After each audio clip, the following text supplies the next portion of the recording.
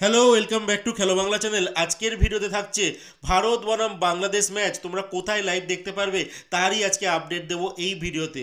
থাকছে ইস্টবেঙ্গলের প্রাক্তন কোচ কার্লোস কুয়াদ্রা, তিনি কিন্তু আবারও দায়িত্ব ফিরে পেলেন। সমস্ত খবর জানাবো খেলার আরও আপডেট খবর। তার আগে প্রতিদিনের মতো বলবো, খেলার আপডেট খবর পাওয়ার জন্য আমাদের চ্যানেলটিকে সাবস্ক্রাইব করতে একদম ভুলো না। তো চলো শুরু করা যাক আজকের প্রথম খবরটি বলবো মোহনবাগান সুপার জায়েন্টের একজন নির্ভরযোগ্য খেলোয়াড় মনবীর সিংয়ের কথা। যেই খেলোয়াড়টি ইন্ডিয়ান ন্যাশনাল টিমে স্কোয়াডে ট্রেনিং করার সময় কিন্তু কোমরে চোট পান, যার জন্য ইন্ডিয়ান টিমের যে প্রথম ম্যাচটা হয়ে গেল মালদ্বীপ, আর পরবর্তী যে ম্যাচ রয়েছে বাংলাদেশের সঙ্গে, তো দুটো ম্যাচে কিন্তু তিনি খেলতে পারছেন না। এই মুহূর্তে তিনি কলকাতায় ফিরে এসেছেন, তার টিমের সঙ্গে তিনি প্র্যাকটিস করছেন। মানে মোটামুটি তার কোমরে যা চোট রয়েছে, সম্ভবত একটা প্রশ্নচিহ্ন থাকছে মোহনবাগানের যে সেমিফাইনাল ফার্স্ট লেগের ম্যাচে তাকে পাওয়া যাবে কিনা। এর আগে আমরা দেখেছিলাম ন্যাশনাল টিমে কিন্তু অনেক খেলোয়াড়ই গেছে, আর তারা কিন্তু চোট নিয়ে এমনভাবে এসেছে, যেমন আশিক কুরুনিয়ান, তার চোট এতটাই যে গুরুতর ছিল, তাকে 1 বছর কিন্তু মাঠের বাইরে করে দিয়েছিল, যার জন্য মোহনবাগান টিমকে কিন্তু সাফার করতে হয়েছে। এছাড়াও ছাং থেকে আমরা দেখলাম তারও চোট লেগে গেছে। এবার প্রশ্ন একটা থাকছে যে ন্যাশনাল টিমের যে ফিজিও আছে তিনি কেমন কাজ করছে, যে সেখানে যারাই যাচ্ছে তাদেরই কিন্তু চোট লাগছে, আর বড়তর কিন্তু একটা চোট হয়ে যাচ্ছে। যাই হোক, মোহনবাগান টিম তো তাকে সার্ভিস পাবে কিনা এটা একটা প্রশ্নচিহ্ন থেকে যাচ্ছে। এরপরে যে খবরটি বলবো, ইস্ট বেঙ্গলের প্রাক্তন কোচ কার্লোস কুয়াদ্রা, তিনি কিন্তু আবার কোচিংয়ে ফিরেছেন। এবার তিনি আইএসএল এ নন, এবার তিনি হচ্ছে ফিলিপিন্সের ন্যাশনাল যে ফুটবল টিম রয়েছে সেখানকার অ্যাসিস্ট্যান্ট কোচের হিসেবে কিন্তু তার নতুন চাকরি আবার তৈরি হয়েছে। তো আপাতত তিনি নিজে একটা সোশ্যাল মিডিয়া পোস্টেই জানিয়ে দিয়েছে।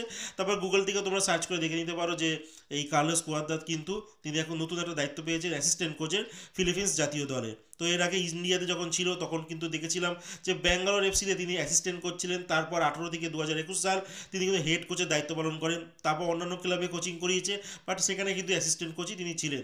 তারপর আবার যখন ইস্ট বেঙ্গলে তিনি কোচ হয়ে আসেন, তখন কিন্তু হেড কোচের দায়িত্ব নিয়ে তিনি আসেন। আবারও কিন্তু তিনি অ্যাসিস্ট্যান্ট কোচের দায়িত্বে ফিরে গেছেন। দেখা যাক, একটা ভালো কোচ কোনো সময় আবার আইএসএল এর কোনো ক্লাবে ফিরে আসেন কিনা। এরপরে যে খবরটি বলবো, ইস্টবেঙ্গল মহিলা টিমের কথা। আইডাব্লিউএল এ লাস্ট ম্যাচ হয়ে গেছে। ইস্টবেঙ্গল টিম তারা খেলতে নেমেছিল সেতু এফসির বিরুদ্ধে, যেখানে 4-2 গোলে কিন্তু সেতু এফসিকে ইস্টবেঙ্গল মহিলা টিম তারা হারিয়ে দিয়েছে। এই মুহূর্তে আইডাব্লিউএল এ ইস্টবেঙ্গল টিম 24 পয়েন্ট নিয়ে, মানে 9 ম্যাচে 24 পয়েন্ট নিয়ে 1 নম্বর স্থানে রয়েছে।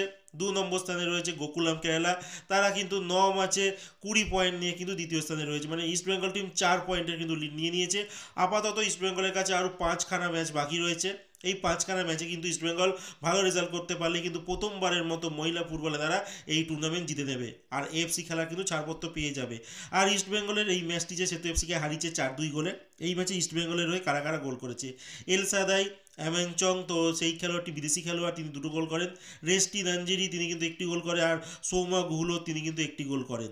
আর এর পরের ম্যাচ রয়েছে ইস্টবেঙ্গলের নিতা ফুটবল একাডেমির সঙ্গে, আর এই ম্যাচটি 26শে মার্চ হবে। আর সেই দিনকে কিন্তু গোকুলাম কেরালা যে মহিলা টিম, তারা কিন্তু বাংলার আরেকটি ক্লাব শ্রীভূমির সঙ্গে কিন্তু খেলবে। দেখার বিষয় সেখানে ইস্টবেঙ্গল টিম কেমন রেজাল্ট করে, আর গোকুলাম যদি পয়েন্ট হারায় তাহলে বাড়তি সুবিধা পেয়ে যাবে কিন্তু ইস্টবেঙ্গল মহিলা ফুটবল টিম। এরপরে যে খবরটি বলবো, ইন্ডিয়া ভার্সেস বাংলাদেশের মধ্যে এএফসি এশিয়ান কাপ কোয়ালিফায়ারের যে ম্যাচটা তোমরা কোথায় দেখতে পারবে।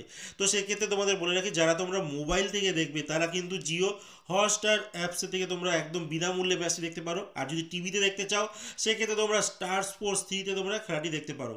সময় সন্ধ্যে 7টা থেকে হবে, আর ডেট হচ্ছে 25শে মার্চ। মানে 25শে মার্চ সন্ধ্যে 7টা থেকে কিন্তু তোমরা এই ম্যাচগুলো দেখতে পারবে। তো আজকের মতো খেলার খবর এতটুকুই। ভালো থেকো, সুস্থ থেকো, দেখা হচ্ছে নতুন আরেকটি ভিডিওতে।